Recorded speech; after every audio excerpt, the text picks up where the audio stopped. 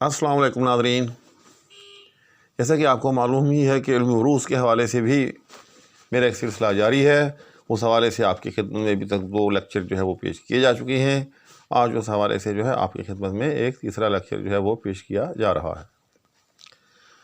علم عروض کے حوالے سے بے شمار اصطلاحات ہیں، بلکہ اگر آپ محیط الدائرہ ایک بڑی مشہور کتاب ہے جو علم عروض سے کچھ شناسائی رکھتے ہیں ان کو معلوم ہوگی، تو اگر آپ علم محیط الدائرہ کی بھول بھلیوں میں جو ہے وہ گم ہو جائیں تو شاید آپ کو، میں سمجھتا ہوں کہ مہینوں گزر جائیں گے کہ آپ کو اس محل کے جو ہے پہلے راستے کا ہی جو ہے پوری طرح ادراک نہیں ہو سکے گا۔ اگلے راستے تو بھی بہت دور ہوں گے، لیکن میں آپ کو جن راستوں سے علم عروض کی سیر کروانا چاہتا ہوں، علم عروض سے روشناس کروانا چاہتا ہوں، وہ بڑے سیدھے سیدھے راستے ہیں۔ ان میں کوئی کسی قسم کی پیچیدگی، کوئی کسی قسم کا بلخم نہیں ہے۔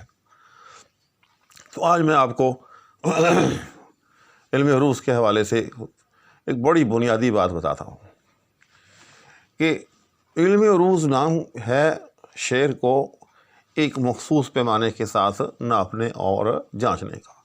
عروض کا لفظ ہی عرض سے نکلتا ہے۔ عرض کا مطلب ہوتا ہے پیش کرنا، کہ آپ ایک پیمانہ رکھتے ہیں، آپ کے ہاتھ میں ایک پیمانہ ہے اور آپ نے شعر کو اس پیمانے کے ساتھ جو ہے ماپنا ہے۔ اگر اس کے ساتھ وہ درست پورا اترتا ہے تو آپ کا شعر درست ہے، اگر وہ اس پیمانے کے ساتھ جو ہے آپ کا شعر پورا نہیں اترتا تو پھر آپ کا شعر غلط ہے۔ چنانچہ وہ پیمانہ کیا ہے؟ وہ پیمانہ بحر ہے، اور بحر کے جو ہوتے ہیں وہ رکن ہوتے ہیں، اور اس پیمانے کے ساتھ یعنی اس بحر کے ساتھ اس مصرعے کو جو ناپنے کا عمل ہوتا ہے اس کو تقطیع کہتے ہیں۔ جی ہاں، یعنی ایک رکن ہے، یعنی بحر جو ہوتی ہے جس کو عام طور پر بحر کہتے ہیں، تو چلے میں ابھی بحر ہی کہہ لیتا ہوں۔ تو جو بحر جو ہوتی ہے کسی بھی شعر کی، وہ کچھ ارکان پر جو ہے مشتمل ہوتی ہے، اور آپ نے کیا کرنا ہوتا ہے؟ اپنے مصرعے کو اس بحر کے جو ارکان ہوتے ہیں ان کے ساتھ جو ہے وہ ماپنا ہوتا ہے۔ مثال کے طور پر ایک مصرعہ ہے، وہ نبیوں میں رحمت لقب پانے والا۔ تو یہ بحر متقارب بڑی آسان بحر ہے، فعول فعول فعول فعول۔ تو اب ہم اس کے ساتھ جو ہے وہ ماپیں گے۔ تو ہم جب اس کے ساتھ وہ نبیوں میں رحمت لقب پانے والا، اس کے مقابل میں ہم جب یہ بحر رکھتے ہیں، فعول فعول فعول فعول، تو آپ نے دیکھا کہ یہ فعول جو ہے یہ 4 حصوں میں منقسم ہے۔ یہ اس کے 4 رکن ہیں اور جو چاروں سالم ہیں، فعول فعول فعول فعول۔ تو اسی طرح سے اب آپ اس مصرعے کو بھی 4 حصوں میں تقسیم کر لیں گے۔ چنانچہ اگر یہ مصرعہ بعین ہی اسی طرح سے اس کے مقابل جہاں اتار ہے وہاں اتار ہو، جہاں چڑھاؤ ہے وہاں چڑھاؤ ہو، متحرک کے مقابل میں متحرک، ساکن کے مقابل میں ساکن، اگر اس طرح سے اس کے ساتھ ساتھ یہ مصرعہ بھی جو ہے پورا ہو جائے تو ہم کہیں گے کہ ہمارا شعر جو ہے وہ درست ہے، صحیح ہے۔ اور اس کے اتار چڑھاؤ کو، اس ماپنے کا جو عمل ہے، اس کو تقطیع کہتے ہیں۔ تو اب دیکھیں، وہ نبیوں میں رحمت لقب پانے والا، اس کے مقابل میں کیا ہے؟ فعول فعول فعول فعول۔ تو اب دیکھیں اس کو 4 حصوں میں آپ کو پڑھ کے دکھاتا ہوں۔ مثلا وہ نبیوں فعول میں رحمت فعول لقب پا فعول نوالا فعول۔ تو ثابت ہوا یہ مصرعہ بالکل درست ہے۔ ہم نے اس کو اس طرح سے 4 حصوں میں تقسیم کر لیا۔ دوبارہ دہرا دیتا ہوں، وہ نبیوں فعول میں رحمت فعول لقب پا فعول نوالا فعول۔ اب ہم اس کے جو ہے آج کے اس لیکچر میں اس کے پہلے رکن کی جو ہے وہ تقطیع کرتے ہیں۔ تو پہلا رکن کیا ہے؟ وہ نبیوں، اور اس کے مقابل میں کیا ہے؟ فعول۔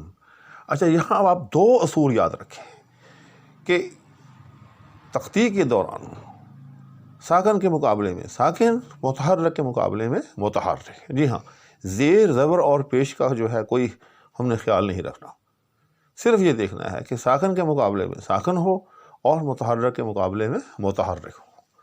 تو اب دیکھیں پہلا رکن، وہ نبیوں، اور ادھر کیا ہے؟ فعول۔ اب اس کو اور مختصر کریں، فعول جو ہے اس کے بھی 2 حصے ہیں، فعول۔ وہ نب یوں، اس کو دو حصوں میں کر لو، وہ نب یوں. اب وہ نب کس کے مقابلے میں ہے؟ فعو. اب آپ دیکھیں وہ نب فعو، تو یہ بالکل آپس میں پورے اتر رہے ہیں. وہ کیسے؟ وہ نب، وہ جو ہے متحرک ہے ادھر، فے جو ہے یہ بھی متحرک ہے. اب آپ کہیں گے کہ آگے ہے کدھر گئی؟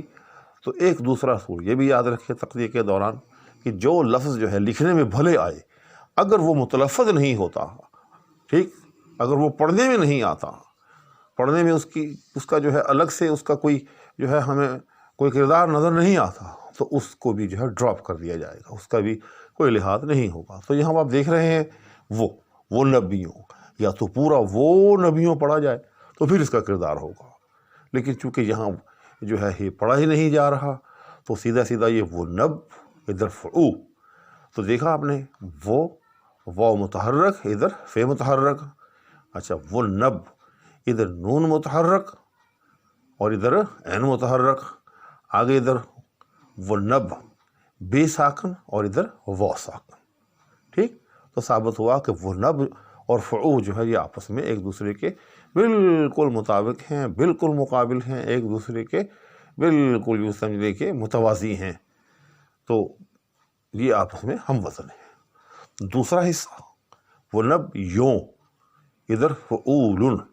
اب آپ یوں، یہ دیکھیں یوں کا پہلی بات یاد رکھیں کہ اس کا جو نون غنہ ہے یہ جو ہے صرف آواز دے رہا ہے، ایک لہجہ کہ اس کے اندر تھوڑا سا جو ہے وہ ناک کے اندر جو ہے ہم بول رہے ہیں، لیکن اس کا لکھنے پڑھنے میں اس کا بھی کوئی شمار نہیں.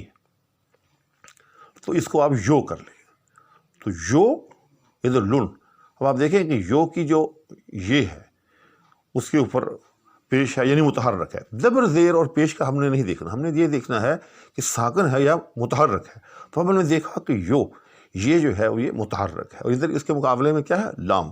ادھر لام متحرک ہے. ٹھیک، اسی طرح سے پھر آگے یو میں اب وہ جو ہے ادھر ساکن ہے اور ادھر نون جو ہے یہ ساکن ہے. تو یو اور لن یہ دونوں آپس میں ایک دوسرے کے مقابل ہیں، مطابق ہیں. دوسرے لفظوں کے اندر یہ بھی دونوں آپس میں ہم وزن ہیں. ٹھیک، تو ثابت ہوا کہ ہمارا جو پہلا رکن ہے یہ بالکل درست ہے. تو آج کے اس رکن کی تختیم میں ہم نے دو چیزیں سمجھی کہ ایک تو یہ کہ ساکن کے مقابلے میں ساکن اور متحرک کے مقابلے میں متحرک، یہ اصول ہے تختی کا. دوسرا ہم نے یہ سمجھا کہ اگر کوئی لفظ لکھنے میں بھلے آئے لیکن اگر وہ بولنے میں نہیں آ رہا، جی ہاں، یہ ایسا کوئی لفظ نہیں ہے کہ بعض اوقات ہاں کچھ الفاظ ایسے ہیں کہ جو بالکل بھی کہیں بولنے میں نہیں آتے لیکن لکھنے میں آتے ہیں. مثلا خود، اب خود کا جو وہ ہے یہ ہمیشہ جو ہے اگر خود جو ہے سیلف کے معنی میں ہوگا تو کبھی بھی یہ جو ہے لکھنے میں جو ہے بے شک آئے گا لیکن بولنے میں نہیں ہوگا. لیکن دوسرے الفاظ ایسے، بہت سے الفاظ ایسے ہوتے ہیں کہ جو کہیں لکھنے میں جو آتے ہیں تو کہیں بولنے میں آتے ہیں، کہیں نہیں آتے. تو اس کا دیکھنا یہ ہے کہ جس مقام پر آپ اس کو تخطیق کر رہے ہیں، جس وزن میں، جس بحر میں آپ اس کو تخطیق کر رہے ہیں، وہاں وہ بولنے یا لکھنے میں آ رہا ہے یا نہیں آ رہا. تو ہم نے دیکھا کہ آج کے اس ہمارا جو مصرع ہے وہ نبیوں میں رحمت لقب پانے والا، اور اس کا جو پہلا رکن ہے وہ جو کہ فعول ہے بحر متقارب کا، اور اس کے مقابلے میں جو وہ نبیوں، یہ جو پہلا اس کے مقابلے میں جو رکن بنتا ہے، ہم نے دیکھا کہ وہ کہ جو ہے یہ بھی جو ہے یہ بولنے میں نہیں آتا، غیر متلفظ ہے، لہذا تختی میں اس کا شمار نہیں ہوگا. اسی طرح نبیوں کا جو آخری نون غنہ ہے یہ بھی جو ہے صرف اور صرف ایک آواز کو تھوڑا سا جو ہے وہ غنہ دے رہا ہے، لیکن اس کا بھی کوئی شمار نہیں ہوگا. تو آج کی اس نشست کے اندر ہم نے جو ہے وہ نبیوں میں رحمت لقب پانے والا اس کا جو پہلا رکن جو تھا اس کی ہم نے جو ہے وہ تختی کی، اور اس سے ہم نے جو ہے دو بڑے انتہائی خوبصورت اصول جو ہے وہ معلوم کیے. انشاءاللہ العزیز اگلے لیکچر کے اندر جو ہے آپ کو اس کے اگلے رکن کی تختی جو ہے وہ کروائی جائے گی، بلکہ کوشش کریں گے کہ ہم اس کو اور آگے تک جو ہے وہ لے جائیں. میری آپ سے التماس ہے کہ اگر آپ یہ سب چیزیں جو ہیں بڑی باریکی کے ساتھ اور بڑی آسانی کے ساتھ جو ہے سیکھنا چاہتے ہیں تو کائنڈلی اس چینل کو سبسکرائب بھی کر لیں، اور اس کے ساتھ جو ہے بیل آئیکن ہے اس کو بھی پریس کر لیں، تاکہ آپ کو جو ہے ہر جو ویڈیو ہے وہ آپ تک پہنچتی رہے. اس امید کے ساتھ کہ آپ نے سبسکرائب بھی کر لیا ہوگا اور بیل آئیکن کو بھی پریس کر لیا ہوگا، اور اس دعا کے ساتھ کہ اللہ تعالی ہمیں اپنے حفظ و امان میں رکھے. السلام علیکم ورحمۃ اللہ وبرکاتہ.